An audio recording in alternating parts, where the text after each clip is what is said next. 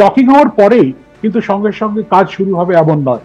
Docking হওয়ার পরে মনে রাখতে হবে যেখানে ডক পড়ছে তার সেই পোর্টের বাইরে একটা ভেস্টিবিউল ইন্টারন্যাশনাল স্পেস স্টেশনের আছে জায়গা। সেই ভেস্টিবিউলের সঙ্গে আটকানোর সময় সেখানে কোনো কিন্তু ভ্যাকুয়াম থাকবে, কারণ সেটা তো খোলা ছিল মহাশূন্যের উপরে। আস্তে আস্তে ইন্টারন্যাশনাল স্পেস স্টেশন থেকে তার মধ্যে বাতাস সেটাকে আস্তে আস্তে ইনজেক্ট করা হবে, যাতে তার প্রেশারটা তৈরি হয় যেখানে এই মহাকাশচারীরা সুষ্ঠুভাবে তারা ভ্রমণ করতে পারেন ইন্টারন্যাশনাল স্পেস স্টেশনের মধ্যে। এইটা যখন হবে তখন কিন্তু হিউস্টন থেকে তারা বিজ্ঞানীরা দেখবেন যে কোনো লিকেজ হচ্ছে কিনা বা প্রেশার ঠিক বিল্ড আপ হচ্ছে কিনা। সুতরাং এই পুরো ঘটনাটা যখন ধীরে ধীরে হবে প্রায় 2 ঘন্টা সময় লাগবে। প্রবেশ করার পরে তাদেরকে আগে ইন্টারন্যাশনাল স্পেস স্টেশনে যে 7 জন মহাকাশচারী এই মুহূর্তে আছেন তাদের মধ্যে 3 জন রাশিয়ান, 1 জন জাপানিজ আর 3 জন আমেরিকান, তারা অভ্যর্থনা জানানোর পর তাদের অ্যাক্লিমেটাইজেশন শুরু হবে। কোথায় কি আছে তারা আগে থেকে জানেন, কিন্তু নিজের চোখে দেখে সেগুলোকে কি কাজ করছে সেগুলো দেখে অ্যাক্লিমেটাইজেশন হওয়ার পরে তারপরে 14 দিন থাকবেন, প্রায় 100টা এক্সপেরিমেন্ট বা বৈজ্ঞানিক গবেষণামূলক কাজ করবেন, এবং তার মধ্যে শুভাংশু শুক্লা 9টি কাজ তার এক্সপেরিমেন্ট করার কথা।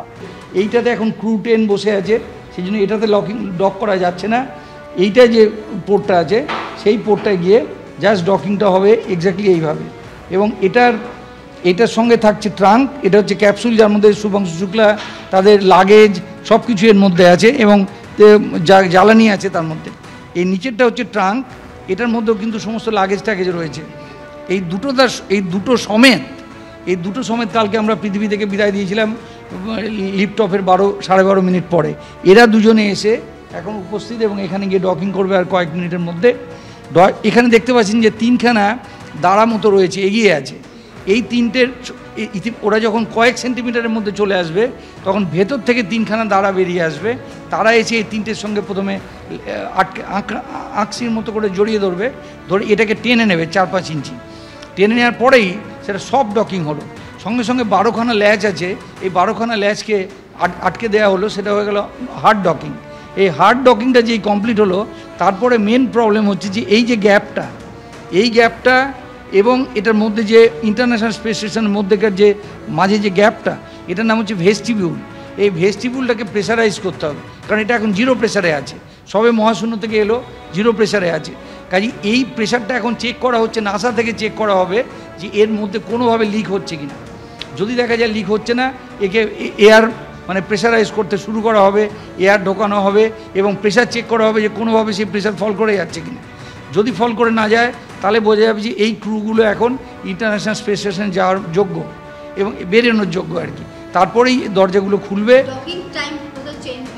আপনার কি সময় কতটা এগিয়েছে? 4:30 বলা হয়েছে। 4:30 বলা হয়েছিল, এখন যেটা আমরা দেখতে পাচ্ছি এখানে এখনও বলছে 20 মিনিট মতো টাইম আছে।